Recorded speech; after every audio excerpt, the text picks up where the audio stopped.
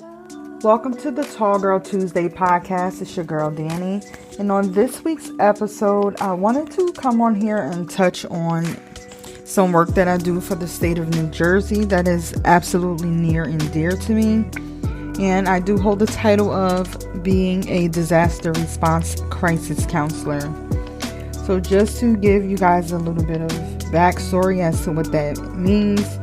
A disaster response crisis counselor is a volunteer who becomes part of an emergency response network and basically responds to the needs of communities in the event that a disaster hits or strikes. And we're trained professionals. We are trained in behavioral health, disasters, crisis counseling, and a slew of other different things that fall under that category. And as I said, we do respond in need when there's a disaster that's hit. And for those who don't know, I am in New Jersey. I do live in New Jersey. I'm in New Jersey, and New Jersey happens to be one of the first states in the nation to undergo this process for certifications, which I think is amazing in itself. And I wanted to come on here and talk briefly about that because I don't feel like I do talk about it enough, and it's a very important part of who I am and the type of work that I do. So just a little bit of backstory as to how I even got into this program and became a certified counselor. Behavioral health field is where most of my expertise is. I've worked in psychiatric hospitals. I've worked as a behavior specialist for young girls and teens in group homes. I was also a residential counselor, and I also ran a group home for adults. And these are all behavioral health and mental health agencies that I've worked for. So mental health field and behavioral health field is where my passion is. So I wanted to come on here and talk to you guys a little bit about that and just the importance of having someone to talk to and knowing what resources are available. Maybe not necessarily for you, but you may very well know someone who's in need of services that we provide. You may come across someone or a family, or just, word of mouth, or hear that someone's going through something who has a mental health diagnosis and doesn't know how to get help or doesn't know how to find counseling. And we are here for that. And as I said, it is a volunteer service. We do not get paid for it. We use our personal time. We use our personal phone numbers for the most part. And it's very professional. I find it very rewarding, and I just have a passion for helping people. I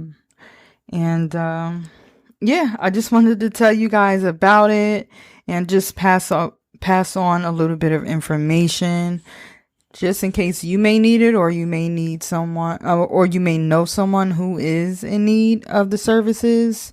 You can at least have an idea of how to go about getting some assistance. So now, don't quote me. I don't want to get this wrong, but I know that September 11th, the 9/11 tragedy kind of like kickstarted, the importance of having services and volunteers and professionals who are available to assist those in need in the event that a disaster strikes. So here we are.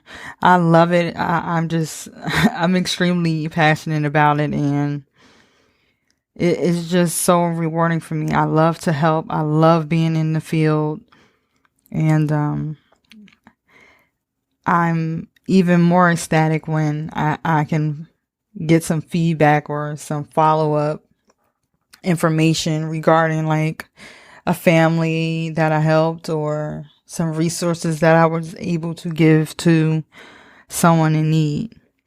So yeah, I just wanted to talk about that a little bit.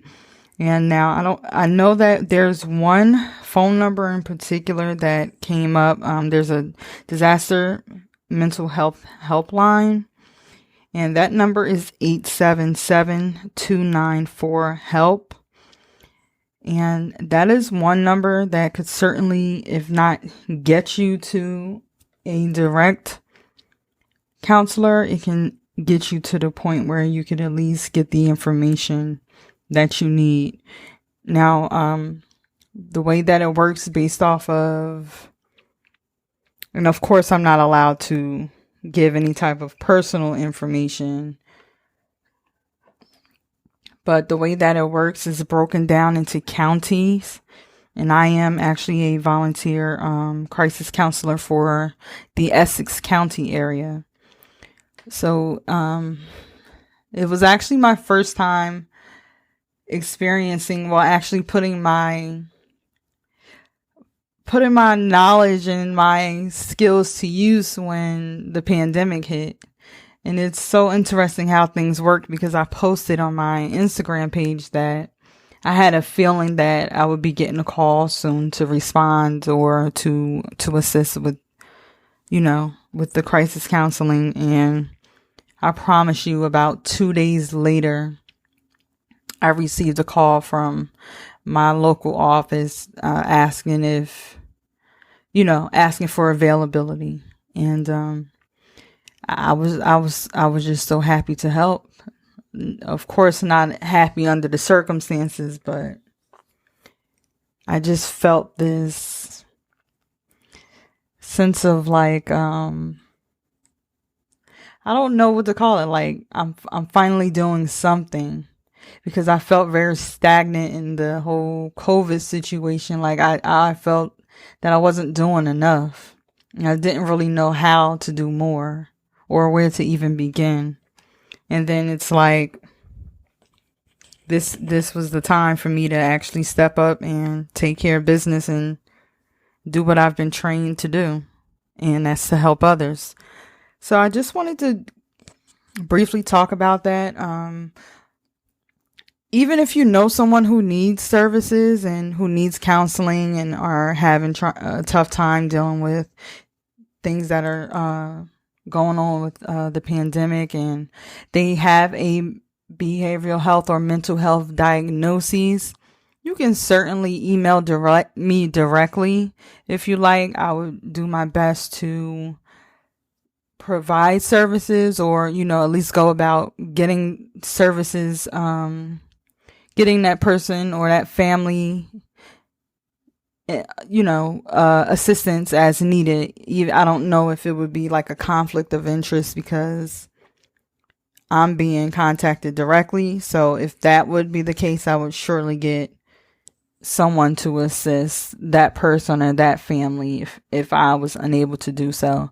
So as I always say in all of my episodes, and this one especially, if you know someone who's struggling or having issues with coping and are under the mental health or behavioral health umbrella, please feel free to reach out to me at tgtthepodcast@gmail.com.